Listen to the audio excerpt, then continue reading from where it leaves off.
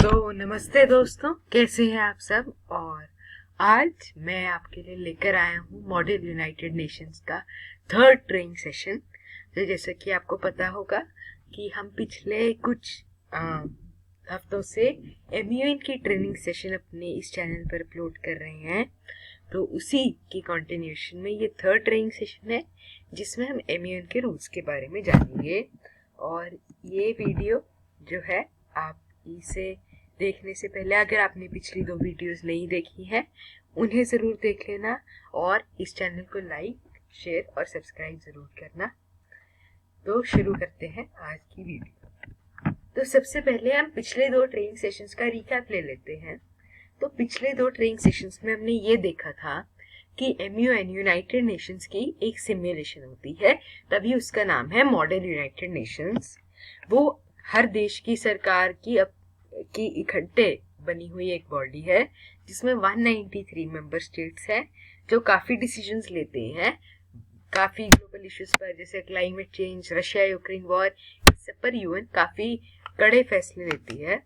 MUN में एक delegate को, जो पार्टिसिपेंट है उन्हें डेलीगेट कहा जाता है, उस डेलीगेट को एक कमिटी में एक कंट्री अलॉट होगा। कमिटी एक स्पेशलाइज्ड कमिटी होती है जिसमें एक पर्टिकुलर टाइप ऑफ टॉपिक्स पर डिस्कशन होती है और हर कमिटी का एक टॉपिक पहले से असाइन किया जाता है।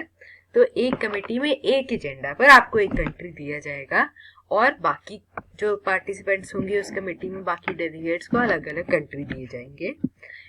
तो वैसे ही आपने अपने अलॉटेड कंट्री के व्यूज उस टॉपिक पर प्रेजेंट करने होंगे। जैसे अगर आपको UNGA डायसेक में आपको एजेंडा मिला है रशिया यूक्रेन वॉर पर और आपको कंट्री अलॉट हुआ है यूनाइटेड स्टेट्स ऑफ अमेरिका, तो आपने यूनाइटेड स्टेट्स ऑफ अमेरिका के व्यूज उस एजेंडा पर उस कमेटी में प्रेजेंट करने होंगे।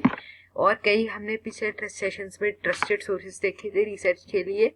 तो सोर्सेज जैसे कि यूनाइटेड नेशंस की ऑफिशियल वेबसाइट, आपके अलॉटेड कंट्री की ऑफिशियल वेबसाइट, किसी और कंट्री की ऑफिशियल वेबसाइट, या फिर राइटर्स है जो मोस्टली एक्सेप्टेड सोर्सेज है रिसर्च के लिए। अब हम आगे बढ़ते हैं द एग्जीक्यूटिव बोर्ड की ओर। अगर MUN में हर इंसान, जो हर पार्टिसिपेंट है, वो इकट्ठे बोलने शुरू हो जाएगा तो फिर पूरा कियोस होगा, कोई डिसीजन नहीं आएगा MUN में और कोई भी अच्छी डिबेट नहीं होगी। इसलिए हर कमेटी में एक एग्जीक्यूटिव बोर्ड होता है, जिसमें कौन कौन होते हैं, एक चेयर, एक वाइस चेयर और एक रैपिटर। तो जो चेयरपर्सन, वाइस चेयरपर्सन और रैपिटर होते हैं, रैपिटर जो होते हैं वो चिट्स मार्क करते हैं, जिसके बारे में हम बाद में पढ़ेंगे। उसमें आप एक डेलीगेट दूसरे डेलीगेट को रिटर्न क्वेश्चन भेज सकता है, वो रैपिटर मार्क करते हैं। और जरूरी नहीं कि हर कमेटी में रैपिटर हो, ये सिर्फ कुछ कमेटीज में होते हैं, बट चेयरपर्सन और वाइस चेयरपर्सन हर कमेटी में होंगे ही। तो जो ये होते हैं, ये देखते हैं कि सारे रूल्स के अकॉर्डिंग चल रहा है। ये GSL लिस्ट बनाते हैं, बाकी सारी लिस्ट बनाते हैं और इनके पास फ्रीडम होती है ये देखने की कि कोई रूल अगर मॉडिफाई करना पड़े टाइम बचाने के लिए या फिर किसी भी चीज के लिए, माइनर रूल से मॉडिफाई भी कर सकते हैं। तो अब हमें ये तो पता है कि MUN में हमने उस टॉपिक के ऊपर अपने अलॉटेड कंट्री के व्यूज प्रेजेंट करने होते हैं। तो इसलिए MUN में डिबेट होती है और ये 2 अलग अलग टाइप्स की होती है। एक होती है इनफॉर्मल डिबेट और एक होती है फॉर्मल डिबेट। आज की वीडियो में हम सिर्फ फॉर्मल डिबेट के बारे में जानेंगे, पर वैसे हमें ये पता होना चाहिए कि इनफॉर्मल डिबेट में क्या क्या होता है, मॉडरेटेड कॉकस और अनमॉडरेटेड कॉकस। जो मॉडरेटेड कॉकस होते हैं उनमें आप एक स्पेशलाइज्ड एस्पेक्ट पर, एक स्पेशलाइज्ड पहलू पर एजेंडा के डिस्कशन कर सकते हैं, क्योंकि जो मॉडरेटेड कॉकस है वो एक स्पेशलाइज्ड पर है, तो हर कंट्री अपने व्यूज प्रेजेंट करता है। अनमॉडरेटेड कॉकस में कोई ऑर्डर नहीं होता, कोई कभी बोल सकता है। आपस में सारे डेलीगेट्स डिस्कस करते हैं कि आगे कमेटी में कौन सा मॉडरेटेड कॉकस लेना है, या फिर GSL में क्या फोकस करना है, या फिर ड्राफ्ट रेजोल्यूशन में क्या बोलना है। ड्राफ्ट रेजोल्यूशन जो हम बाद में सीखेंगे। ड्राफ्ट रेजोल्यूशन अल्टीमेट डिसीजन होता है जो कि लिया जाता है कमेटी में। तो एक बार अभी हम ये डिबेट बाद में देखेंगे कि डिबेट में क्या होता है, बट उससे पहले ये देखना जरूरी है कि एनुअल कमेटी बिगिन कैसे होती है। तो डिबेट पर हम एक बार फिर से वापस आएंगे।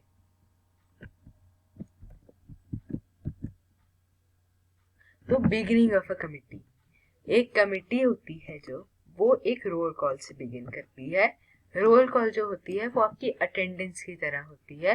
रोल कॉल में जब आपका नाम लिया जाएगा तो आपके पास दो ऑप्शंस होती हैं, या तो आप बोल सकते हो प्रेजेंट, या फिर आपको बोलना पड़ेगा प्रेजेंट एंड वोटिंग।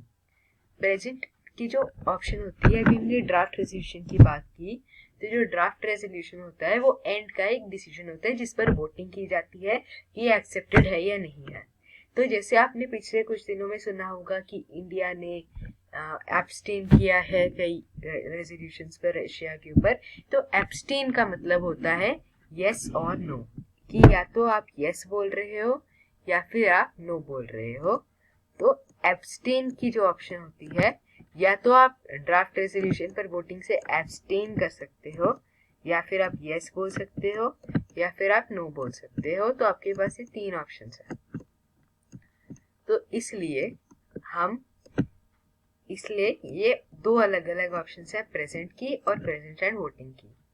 तो जो प्रेजेंट की ऑप्शन होती है, अगर आप रोल कॉल में वो बोलोगे, रोल कॉल जो होगी वो तीनों दिन कमेटी के शुरू होने पर होगी, जब भी जितने भी दिन की यूनियन है, अगर 2 दिन की है कमेटी तो दोनों दिन वो रोल कॉल से शुरू होगी। तो रोल कॉल में अगर आपने प्रेजेंट बोल दिया तो उसका मतलब है कि आप फाइनल रेजोल्यूशन पर अपने वोट के लिए श्योर नहीं हो, और इसलिए आप एब्सटेन भी कर सकते हो।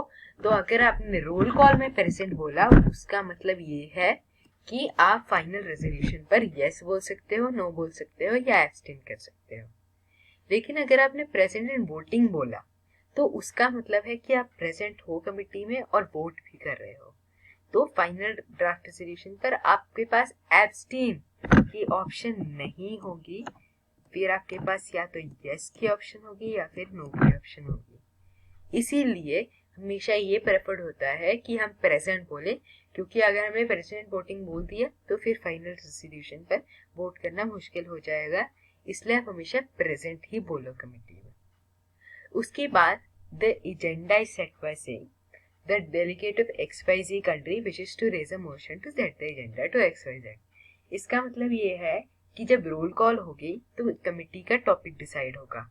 वैसे तो आपको टॉपिक पहले से ही पता होगा जिससे आप रिसर्च कर सकोगे, लेकिन फिर भी एक फॉर्मल रेजोल्यूशन, एक फॉर्मल मोशन होती है कोई भी रिक्वेस्ट जो आप चाहते हो कमेटी में हो उसके लिए वोटिंग। तो इसलिए एग्जीक्यूटिव बोर्ड आपसे पूछेगा are there any motions on the floor. तो जब वो आपसे पूछेंगे are there any motions on the floor, तो उसका मतलब ये है कि आप अपनी मोशन रेज कर सकते हो। तो कमेटी जब शुरू होगी, रोल कॉल के बाद एग्जीक्यूटिव बोर्ड पूछेगा are there any motions on the floor, तब आप ये बोल सकते हो। आपको ऐसे प्लेकार्ड्स मिलेंगे कमेटी में, जैसे आप देख सकते हैं, तो आप इन्हें ऐसे ऊपर उठाकर बोल सकते हैं कि अपना नाम वो रिकॉग्नाइज करवा सकते हैं। तो जब एग्जीक्यूटिव बोर्ड ने पूछा are there any motions on the floor, तो आप अपना प्लेकार्ड रेस करेंगे और फिर बोलेंगे। और फिर अगर जैसे इस प्लेकार्ड पर कंट्री है ऑस्ट्रिया, तो फिर आप ये बोलेंगे कि फिर एग्जीक्यूटिव बोर्ड ने अगर आपका नाम अनाउंस किया, what motion does the delegate of Austria like to raise, तो फिर आप अपनी मोशन बोलोगे खड़े होकर। और ये मोशन नोट कर लो क्योंकि ऑफिशियल वर्बैटम है, और अगर आप ये वाला वर्बैटम यूज नहीं करोगे तो उसका मतलब है कि आप ऑफिशियल वर्बैटम नहीं यूज कर रहे हो, और इसलिए आपकी मोशन ऑफिशियल नहीं मानी जाएगी, उस पर वोटिंग नहीं होगी। तो इसलिए वर्बैटम अपनी कॉपीज में लिख लो। तो एजेंडा के लिए हम ये बोलेंगे the delegate of XYZ country, यानी अगर आपका कंट्री ऑस्ट्रिया है तो आप बोलेंगे the delegate of Austria wishes to raise a motion to set the agenda to dash. अगर एजेंडा है रशिया यूक्रेन वॉर और कंट्री आपको ऑस्ट्रिया मिला है, तो आप बोलेंगे the delegate of Austria wishes to raise a motion to set the agenda to the Russia Ukraine war. अब एक बार अब उसके बाद इस पर वोटिंग होगी तो फिर एग्जीक्यूटिव बोर्ड पूछेगा how many delegates support this motion. तो आप सपोर्ट के लिए अपना प्लेकार्ड फिर ऐसे खड़े कर सकते हो, काउंट करके हाफ मेजोरिटी सेट हो जाएगी। हाफ तो जैसे हम ये देखते हैं कि इलेक्शंस में मेजोरिटी चाहिए होती है विनिंग पार्टी को, तो वैसे ही MUN में रोल कॉल के बाद ये पता चल जाता है कि एक कमेटी में कितने डेलीगेट्स हैं, उससे कोरम एस्टेब्लिश हो जाता है। कोरम का मतलब टोटल नंबर ऑफ डेलीगेट जो मिनिमम चाहिए कमेटी के फंक्शन के लिए। तो जो मेजॉरिटी होती है वो होती है टोटल, तो मेजॉरिटी होती है 50% प्लस 1। तो अगर 48 डेलीगेट्स हैं तो मेजॉरिटी होगी 50% प्लस 1 यानी 24 प्लस 1 जो हो गया 25। ये मेजॉरिटी होती है, मेजॉरिटी फिगर 50% प्लस 1। तो इतने वोट चाहिए किसी भी मोशन को पास होने के लिए। इस मोशन को पास होने के लिए भी 50% प्लस 1 वोट चाहिए। उसके बाद general speaker list is establish. उसके लिए आप बोलेंगे जब एग्जीक्यूटिव बोर्ड आपसे मोशंस पूछेगा, the delegate of Austria wishes to raise a motion to establish the general speaker list. ये भी ऑफिशियल वर्बैटम है और ये भी बहुत जरूरी है, तो ये भी नोट कर लो कि the delegate of XYZ country would like to raise a motion to establish the general speaker list. General speaker list formal debate होती है जो कि होती है सारे पहलुओं को कवर करने वाली, एक ऑर्डर से चलती है। जनरल स्पीकर लिस्ट है उन स्पीकर्स की लिस्ट जो आगे कमेटी में बोलना चाहते हैं। तो जब एग्जीक्यूटिव बोर्ड आपकी मोशन रिकॉग्नाइज करेगा जनरल स्पीकर लिस्ट को एस्टैब्लिश करने की, उसके बाद उस पर वोटिंग होगी और जब GSL एस्टैब्लिश हो जाएगी तो एग्जीक्यूटिव बोर्ड पूछेगा which delegates would like to speak in the general speaker list. तो वो अपना हाथ खड़ा करके, प्लेकार्ड खड़ा करके आप ऐसे रखेंगे। अगर एग्जीक्यूटिव बोर्ड ने कहा ऑस्ट्रिया इज रिकॉग्नाइज्ड या जो भी आपके प्लेकार्ड पर कंट्री है तो आप उसे नीचे रख सकते हैं, यानी अब आप इस नंबर पर बोलेंगे जिस नंबर पर आपका नाम अनाउंस हुआ है। ये एक नॉन एग्जॉस्टिव लिस्ट होती है, तो इसका मतलब ये है कि अगर ब्रेक भी है कमेटी में या इनफॉर्मल डिबेट भी चल रही है तो भी इस लिस्ट पर कुछ लोग होने चाहिए जो उसके खत्म होने की बाद GSL में बोलेंगे। जब ये खत्म हो गई उसका मतलब है कमेटी ड्राफ्ट रेजोल्यूशन की तरफ बढ़ेगी और उसके बाद कोई बोल नहीं पाएगा और कमेटी खत्म हो जाएगी। इसलिए ये कभी खत्म नहीं होती कमेटी के एंड होने तक। इसमें स्पीच का डिफॉल्ट टाइम होता है 90 सेकेंड्स और उसमें आप सारे पहलुओं के बारे में बोलते हैं एजेंडा के। अगर रशिया यूक्रेन वॉर है तो उसके सोशल मिलिट्री सारे एस्पेक्ट्स हैं, लेकिन जनरल स्पीकर लिस्ट में आप उसके सारे एस्पेक्ट्स को कवर करेंगे। मॉडरेटेड कॉकस में स्पेशलाइज्ड एस्पेक्ट्स होंगे जैसे मिलिट्री एस्पेक्ट या सोशल एस्पेक्ट, लेकिन इसमें सारे एस्पेक्ट्स कवर होंगे। उसके बाद एक लिस्ट बनेगी जो ऑर्डर ऑफ स्पीकिंग, और उसके बाद आप इसमें एक एक करके बोल सकते हैं। 90 सेकेंड्स से अगर टाइम बचा तो यील्ड्स भी एक्सेप्टेड है और एक पर्टिकुलर लाइन से शुरू होता है GSL स्पीच, तो वो होती है ऑनरेबल चेयर। आपको कमेंट सेक्शन में भी मिल जाएगी और डिस्क्रिप्शन में भी। Honourable chair, thank you for the recognition. क्योंकि उन्होंने आपको जब आपने प्लेकार्ड खड़ा किया था रिकॉग्नाइज किया, तो इसलिए हम उन्हें पहले थैंक करेंगे और उसके बाद अपनी स्पीच शुरू। Thank you for the recognition honourable chair. तो ये ऐसे शुरू होगी आपकी स्टेटमेंट। उसके बाद हम ये देखते हैं कि आज का होमवर्क है, आपने जनरल स्पीकर लिस्ट 90 सेकेंड्स के लिए स्पीच लिखनी है जिसका टॉपिक होगा क्लाइमेट चेंज। क्लाइमेट चेंज पर आपने स्पीच लिखनी है और वो आप कमेंट सेक्शन में पोस्ट कर सकते हैं। और आज की वीडियो इतनी थी। थैंक यू, और इस चैनल को सब्सक्राइब जरूर करें। आज ही अभी सब्सक्राइब करें, इस वीडियो को लाइक करें और सबके साथ शेयर करें। और थैंक यू।